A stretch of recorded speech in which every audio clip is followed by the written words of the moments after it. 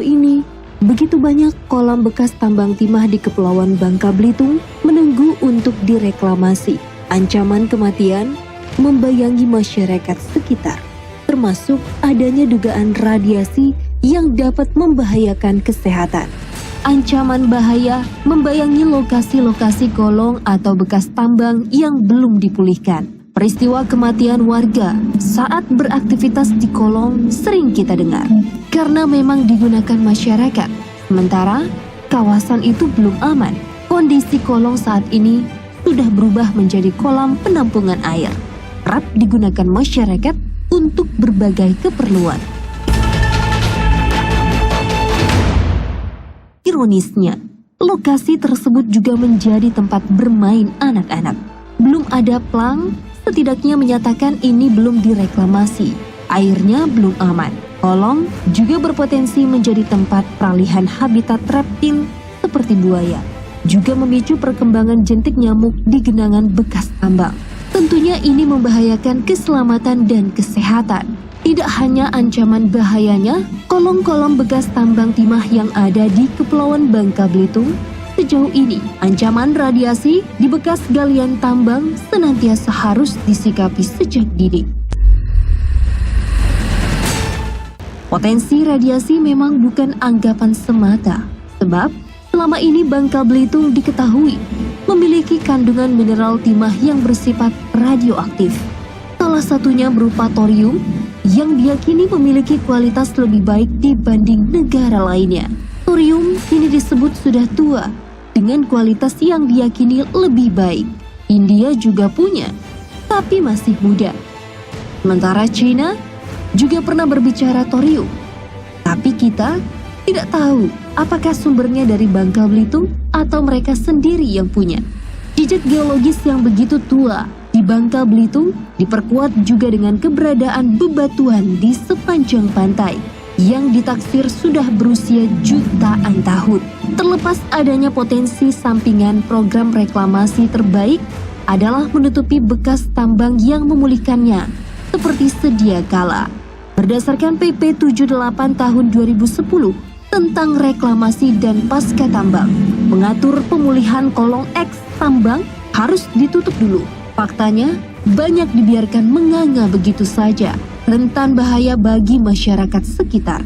Secara fakta, kolong bekas tambang seringkali dijadikan tempat wisata. Di sisi lain, adanya potensi bencana alam pasca penambangan timah inkonvensional di Kabupaten Belitung Induk maupun Belitung Timur secara umum di Provinsi Kepulauan Bangka Belitung ini diindikasikan melahirkan berbagai implikasi. Di antaranya, terganggunya lahan yang berujung pada kerusakan lingkungan. Banyak lahan tambang yang berpotensi abrasi dan kerusakan ekosistem yang berpotensi melahirkan bencana kekeringan dan tanah longsor. Rumusan masalahnya adalah bagaimana potensi bencana alam pasca penambangan timah inkonvensional dari perspektif ketahanan wilayah di Kabupaten Bangka Tengah, dan bagaimana upaya mengurangi resiko potensi bencana pasca pertambangan, dan bagaimana upaya mengurangi resiko potensi bencana pasca penambangan timah inkonvensional dari perspektif ketahanan wilayah di Kabupaten Belitung Induk maupun Belitung Timur, ataupun secara umum di Provinsi Kepulauan Bangka Belitung. Dengan menggunakan metode kualitatif dengan pendekatan deskriptif, konsep dan teori yang relevan adalah pengurangan risiko bencana atau PRB adalah suatu kedekatan global untuk mengurangi risiko bencana dengan melibatkan seluruh komponen masyarakat untuk mengurangi kehilangan kesempatan dan kehidupan.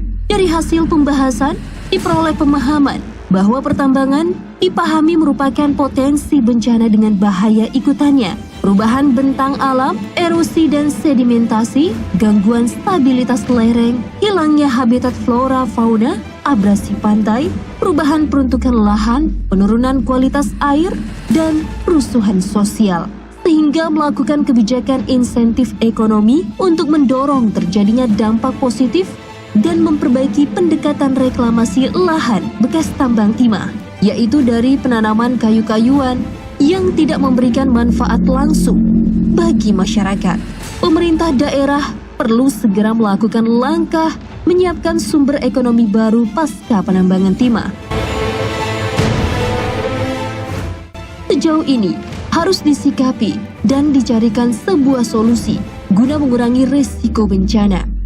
Sejauh ini, diproduksinya film dokumenter Ancaman Pasca Tambang di Provinsi Kepulauan Bangka Belitung ini akan menghadirkan narasumber dari pihak Ditjen Gakum KLHK, pihak Kementerian ESDM RI, pihak Kementerian Lingkungan Hidup dan Kehutanan Republik Indonesia, pihak Bareskrim Mabes Polri, pihak Walhi Bangka Belitung, pihak Polda Bangka Belitung, tokoh masyarakat, dan tokoh pemuda. Diproduksinya film dokumenter yang berjudul Ancaman Pasca Tambang di Provinsi Kepulauan Bangka Belitung ini diharapkan film dokumenter bertujuan untuk berkampanye atau menyampaikan informasi, pendidikan, dan propaganda bagi masyarakat atau kelompok masyarakat tertentu. Film dokumenter memiliki teknis yang khas dan sederhana yang tujuan utamanya untuk mendapat kemudahan, kecepatan, fleksibilitas, efektivitas, serta otentitas peristiwa. Adanya dukungan dari setiap kalangan dalam setiap elemen sangat diharapkan.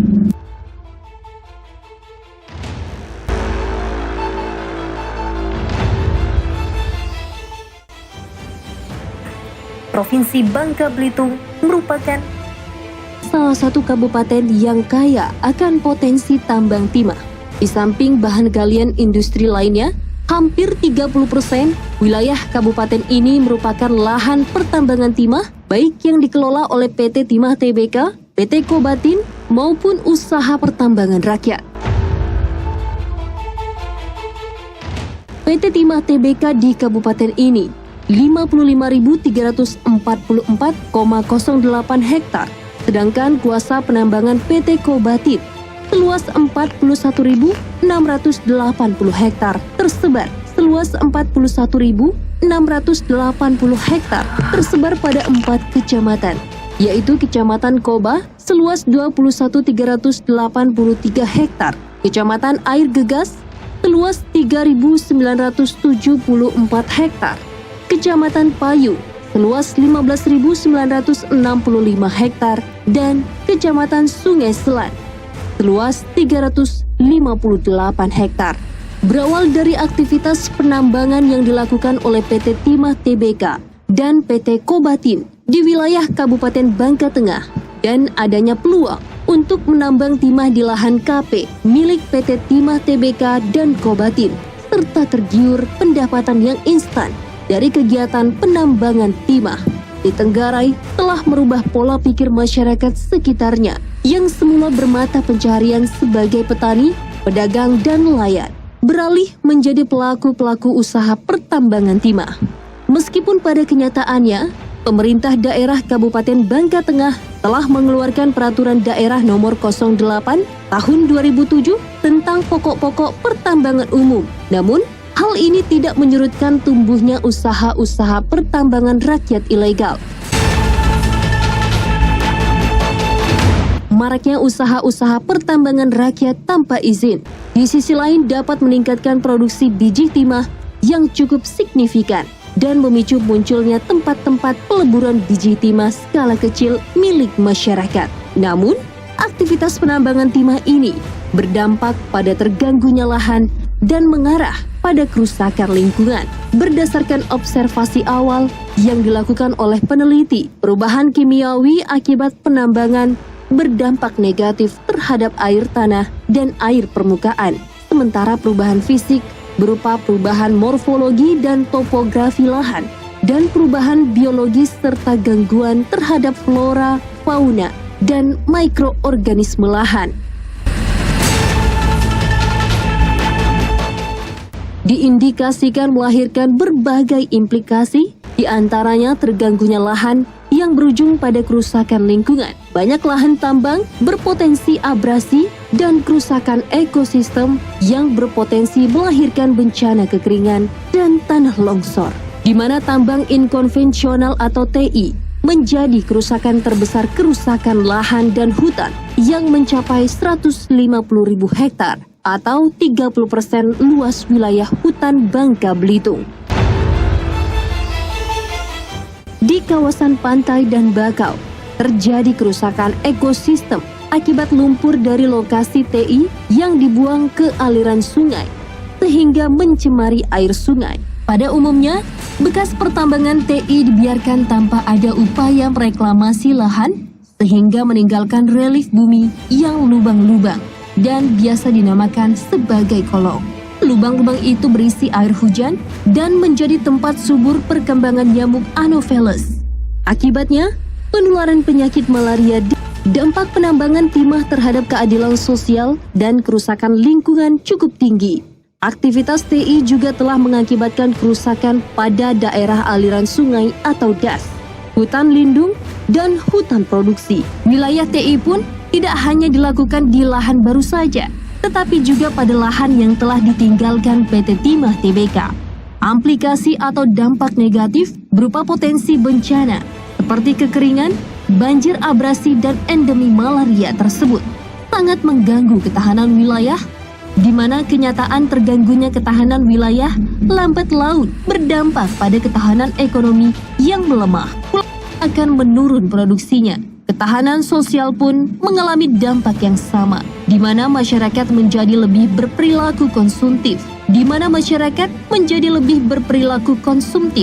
karena adanya tambahan penghasilan yang didapat secara mudah dengan cara melakukan kegiatan penambangan timah.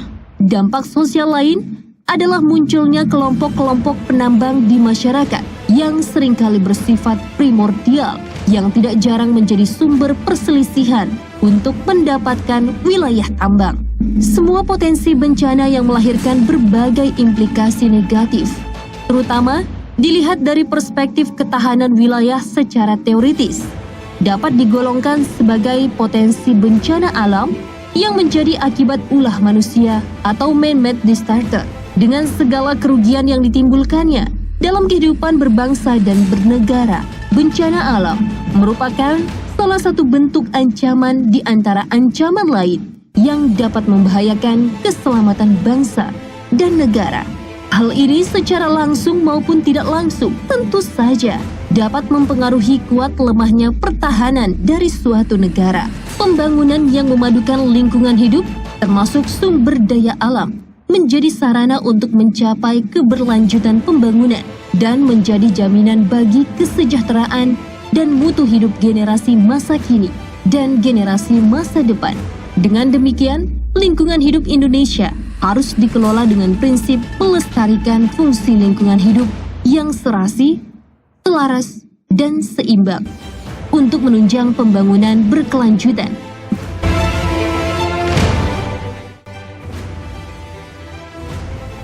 Kerangka konseptual sumber daya alam dan pembangunan Undang-Undang Dasar 1945 sebagai landasan konstitusional mewajibkan agar sumber daya alam dipergunakan untuk sebesar-besar kemakmuran rakyat yang dapat dinikmati generasi masa kini dan generasi masa depan secara berkelanjutan. Pembangunan sebagai upaya sadar dalam mengolah dan memanfaatkan sumber daya alam untuk meningkatkan kemakmuran rakyat, baik untuk mencapai kemakmuran lahir maupun untuk mencapai kepuasan batin. Oleh karena itu, penggunaan sumber daya alam harus selaras, serasi, dan seimbang dengan fungsi lingkungan hidup. Pembangunan yang memadukan lingkungan hidup termasuk sumber daya alam menjadi sarana untuk mencapai keberlanjutan pembangunan dan menjadi jaminan bagi kesejahteraan dan mutu hidup generasi masa kini dan generasi masa depan. Dengan demikian, lingkungan hidup Indonesia harus dikelola dengan prinsip melestarikan fungsi lingkungan hidup yang serasi, selaras, dan seimbang untuk menunjang pembangunan berkelanjutan yang berwawasan lingkungan hidup bagi peningkatan kesejahteraan dan mutu hidup generasi masa kini dan generasi masa depan. Pada Undang-Undang Nomor 23 Tahun 1997 dijelaskan bahwa kerangka pembangunan berkelanjutan merupakan perpaduan antara tiga elemen utama pembangunan, yaitu pembangunan sosial, pembangunan ekonomi, dan kelestarian lingkungan. Konsep pembangunan berkelanjutan mensyaratkan pemenuhan kebutuhan generasi saat ini dengan tanpa mengorbankan kemampuan generasi mendatang untuk memenuhi kebutuhannya nanti. Keseimbangan pembangunan sosial dan kelestarian lingkungan tercapai saat tekanan sosial, misalnya jumlah penduduk, dapat ditahan atau direbel tanpa mengorbankan kelestarian lingkungan hidup. Keseimbangan pembangunan sosial tercapai apabila terdapat kesetaraan atau equitable dengan pembangunan ekonomi. Idealnya, pembangunan dapat terdistribusi secara merata ke seluruh lapisan masyarakat. Keseimbangan pembangunan ekonomi dengan kelestarian lingkungan dapat tercapai saat eksploitasi sumber daya alam sebagai modal pembangunan dapat terjaga dan lestari atau viable. Ketiga indikator tersebut, durable, equitable, dan feasible, merupakan persyaratan berkelanjutan suatu pembangunan. Kerusakan lingkungan dan bencana. Menurut Undang-Undang Nomor 32 Tahun 2009 menyatakan bahwa kerusakan lingkungan hidup adalah perubahan langsung dan atau tidak langsung terhadap sifat, fisik, kimia, dan atau hayati lingkungan hidup yang melampaui kriteria baku kerusakan lingkungan hidup. Beberapa kejadian sebagai dampak negatif dari kegiatan pertambangan dapat dilihat dari terjadinya ancaman terhadap lingkungan fisik, biologi, sosial, budaya, ekonomi, dan warisan nasional. Ancaman terhadap ekologi dan pembangunan berkelanjutan didasari bahwa penambangan timah dengan menggunakan model penambangan terbuka di darat dan pengurukan di laut menimbulkan dampak yang signifikan bagi lingkungan hidup.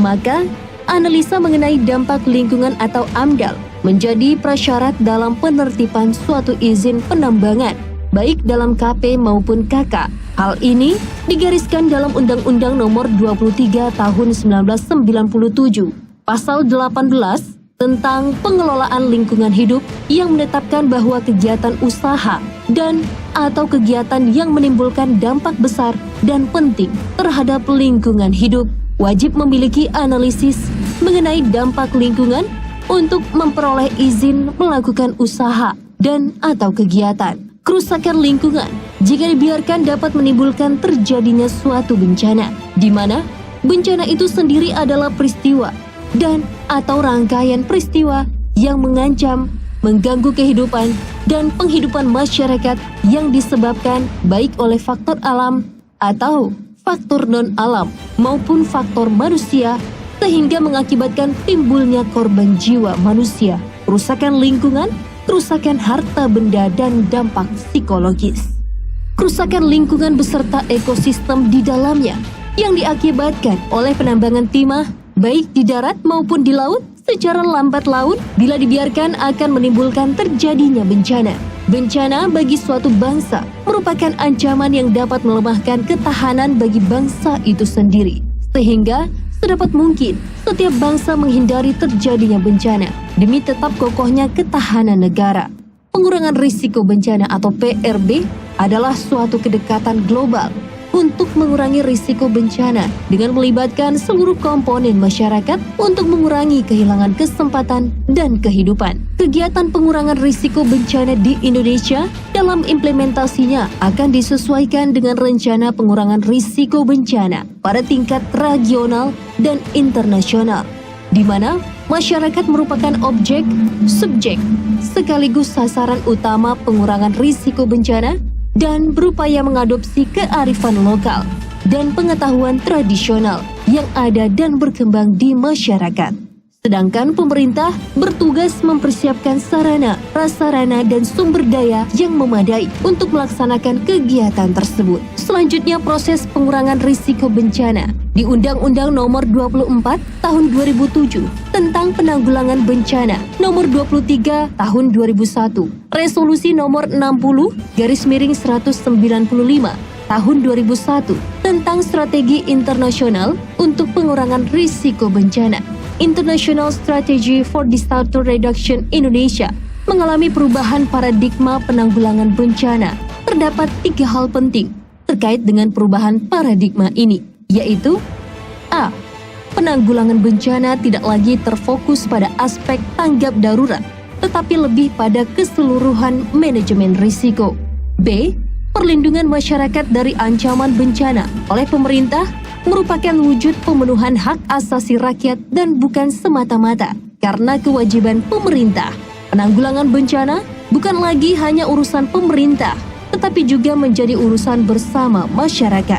Menurut Undang-Undang Nomor 20 Tahun 1982 menyatakan bahwa ketahanan nasional merupakan kondisi di mana suatu bangsa yang berisi keuletan dan ketangguhan yang mengandung kemampuan mengembangkan kekuatan nasional di dalam menghadapi dan mengatasi ancaman, baik yang datang dari luar maupun dari dalam bentuk yang langsung ataupun tidak langsung, membahayakan integritas, identitas, kelangsungan hidup bangsa dan negara, serta mencapai tujuan perjuangan nasionalnya. Sistem ini berupa lingkaran-lingkaran yang berpusat pada ketahanan pribadi tiap individu warga masyarakat, ketahanan daerah atau wilayah, dan ketahanan nasional, yakni ketahanan pribadi individu, ketahanan keluarga, ketahanan masyarakat, ketahanan wilayah, dan ketahanan nasional.